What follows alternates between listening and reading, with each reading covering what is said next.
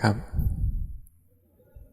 Today is the 13th of October 2022. And today is the day that we commemorate the ascension into heaven of the 9th Thai king.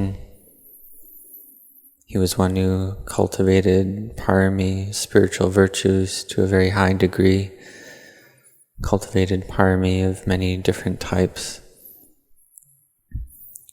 Just like all the bodhisattvas cultivate these spiritual virtues, these parami. And all bodhisattvas build these parami until they're full and complete, until the point where they're able to awaken to fully self-awakened Buddhahood. And in China, in the Shaolin temples, in various temples of the Shaolin tradition, they chanted to the 9th Thai king as well. And this is something that gives a country coolness and happiness. And so for ourselves, we also cultivate our spiritual virtues. For lay people, we practice the generosity, virtue, and meditation. You can also say virtue, collectedness, and wisdom. And we do this as an offering to the king. And to cultivate these paramis for the bodhisattvas, it's something that's not easy to do to the point of awakening. For example, our Buddha, he built his parami and he met with many other fully self-awakened Buddhas on his path of building parami. A great many other Buddhas he met on his path as a bodhisattva, until the point where he received the prophecy of his own future Buddhahood. It's something that we chant in one of our chants about the 28 Buddhas, these different Buddhas that our Buddha met with on his path of building parami. And he received his prophecy of Buddhahood along the way, then realized awakening. And we have faith in this, we have belief in this, that the Buddha is the refuge of the beings of the three worlds, the highest refuge of humans, heavenly beings, Brahma gods, and those lower than the human realm as well. So we have faith in the Buddha and the awakening of the Buddha. And the spiritual virtue of faith, it's something important, not easy to come by. And to have the Buddha awaken, to teach, and to realize parinibbana. And if we have wisdom, then we'll recollect the qualities of the Buddha, recollect his great wisdom, and we have the faith to do this, and we feel happiness and fullness arise in our heart easily. Then we try to practice following the Dhamma teachings of the Buddha. Practice to cultivate our hearts and minds, because we know that having been born, we must age, we must sicken, we must die. In the beginning, everything we cling to as self, as me and mine, you and yours. This is the mind that's lost in delusion. Because the nature of all things, their nature is to arise, stay for a little while, and cease. But we cling to it all as self. And in the end, nature is able to teach us, and we can give rise to knowing and wisdom some of the time. We can see the Dhamma. But if we don't understand this, then we're lost. We're born with delusion, we live with delusion, and we die with delusion. So what should we do? We should cultivate our hearts and minds to complete and full knowing. This is something that doesn't happen in a single day. If our spiritual virtues are ready, then we can do it in a single time period or in a short time. But for now, we're cultivating our parami. This is something that takes time. Once a human is born, then the time it takes for them to learn to speak and to walk, to learn in school, and to get a job and work, and then to succeed in that work, this is something that takes a long time. And in terms of our meditation practice, if we have past spiritual virtues that we've cultivated, then we can strive in our practice, and then in 10 days or 1 month, our mind can realize a degree of peace. The body and mind feels light, and samadhi is well established. And we see the fruits of Dhamma practice then. There's fullness and happiness of heart arise. And we understand the Dhamma more, gradually, bit by bit. And the mind realizes emptiness more and more. This is something that arises, and it's something that we've never experienced before. Because in the past we've just had self, just had me and mine arise. And in terms of our Dhamma practice, it doesn't have to be difficult. We take these 5 aggregates. We can also say rupa and nama, materiality and mentality. We have the body, and there's feeling, perceptions, mental formations, and sense consciousness. And these 5 aggregates give rise to suffering when there's clinging and attachment to them. And the end of suffering is just that abandonment of that very clinging and attachment to the 5 aggregates. If we abandon that attachment a lot, then our suffering will reduce greatly. And if we see the 5 aggregates as not self, then we see the Dhamma. And if we know the Dhamma, then we know emptiness.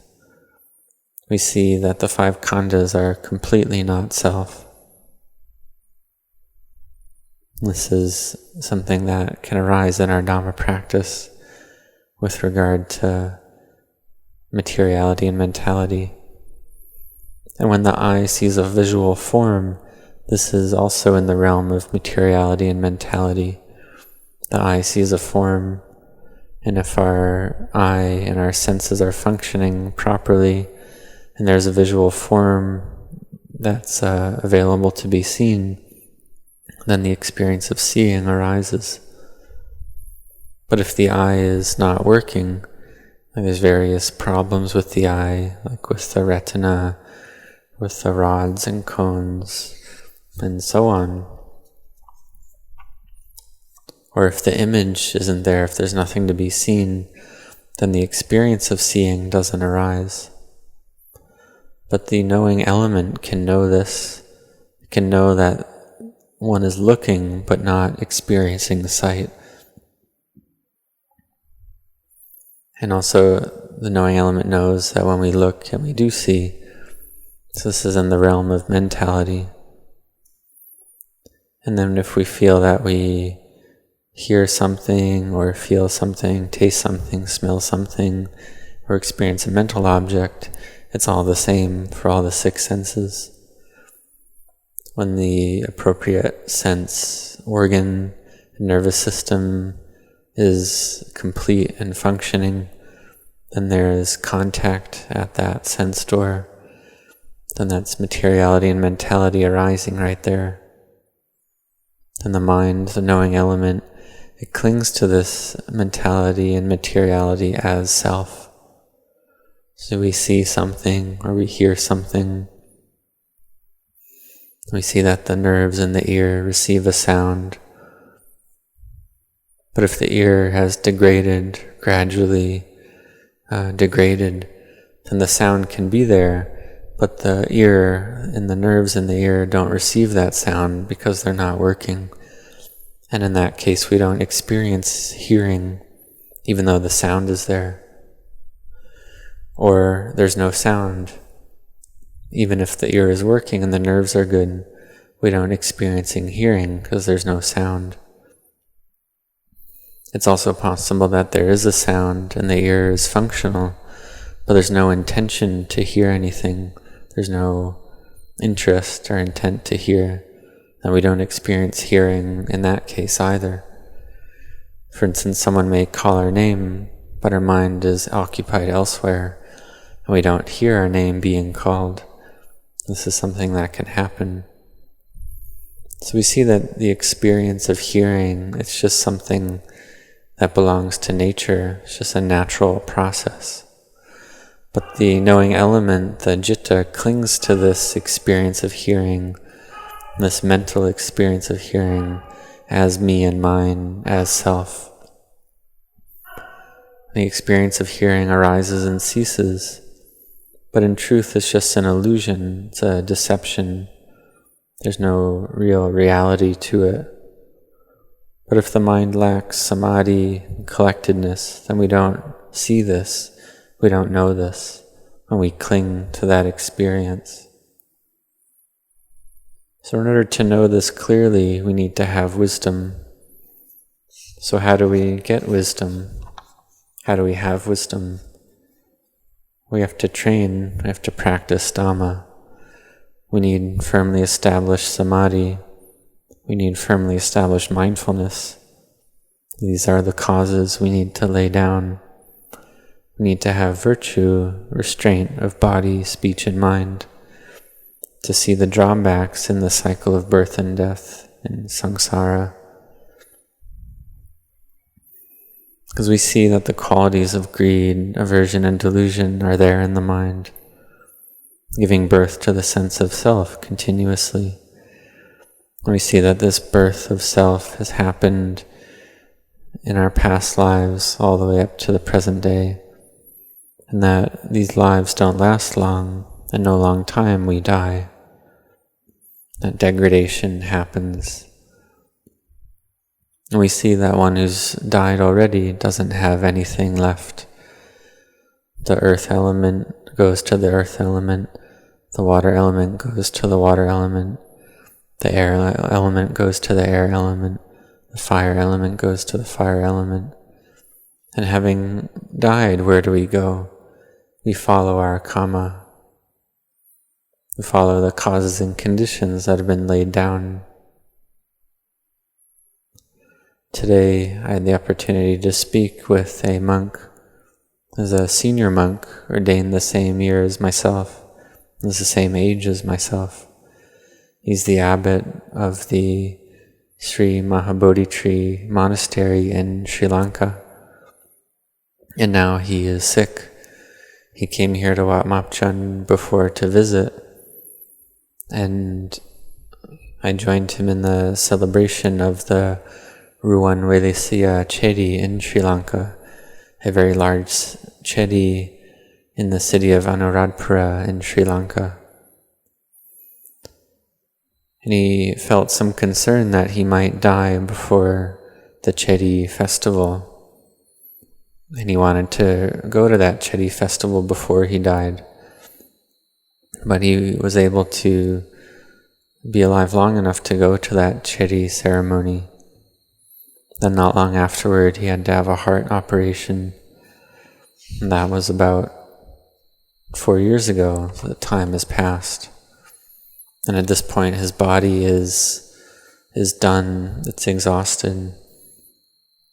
His liver is not functioning. Even though as a monk he didn't drink alcohol, his liver isn't working. We don't know what the cause is. His kidneys are also not working, and they're not able to replace his liver or his kidneys. So his body is finished, it's done, but his mind is joyful and happy. I paid a visit to him over the phone, saw that his mindfulness was well established. He didn't have fear in his mind. He wasn't worried about his monastery or anything else. He didn't have concern in his heart. I also don't have worries about this, because these are outer things, they're external.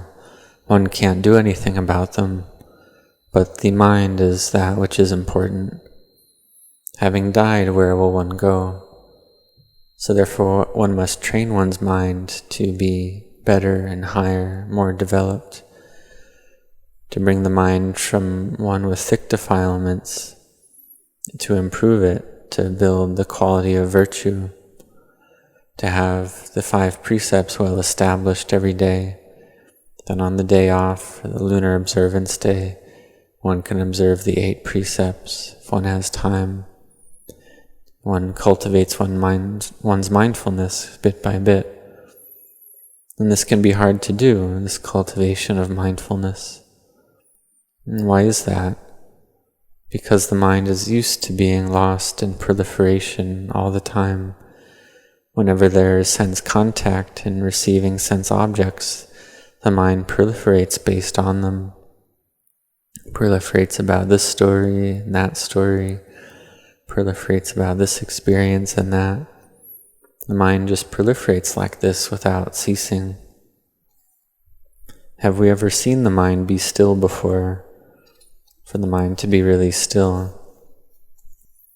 And we see that the mind has this nature to constantly proliferate after objects and after memories of me and mine, you and yours, of self.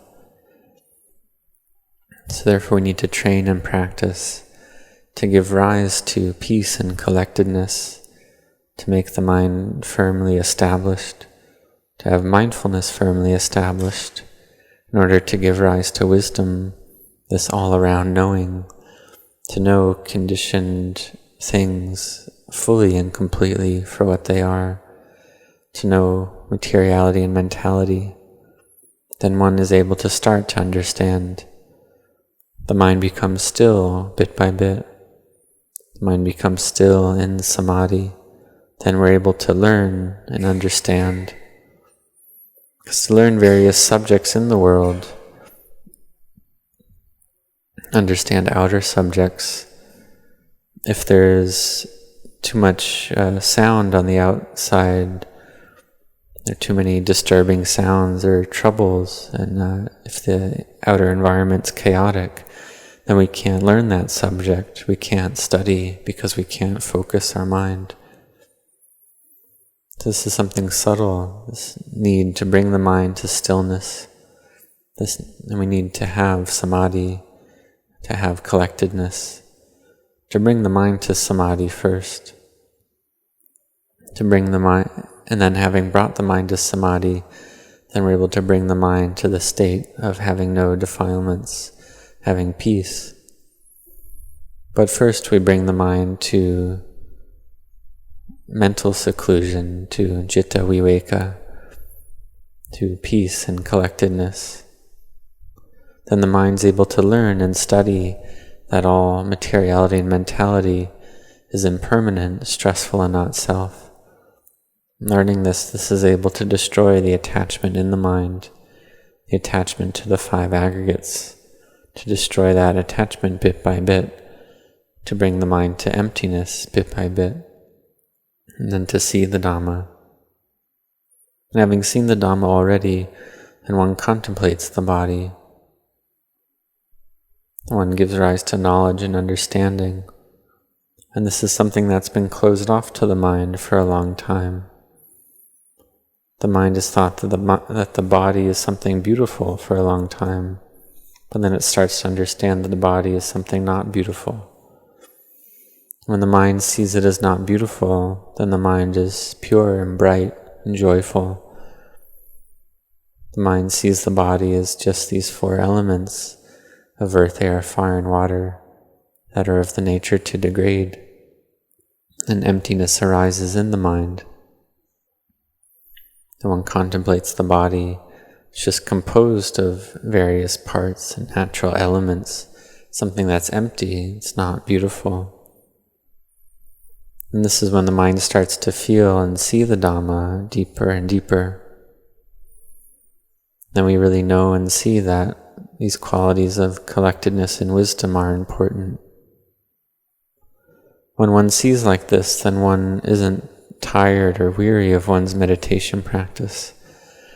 But in the beginning, we need to have a lot of patient endurance first, to have this quality of fighting and have patient endurance with all things.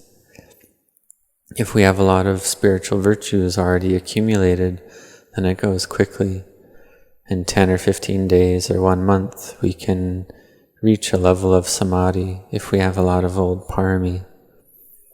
And if we practice continuously, then we'll see the Dhamma for certain. So may you all set your hearts on this.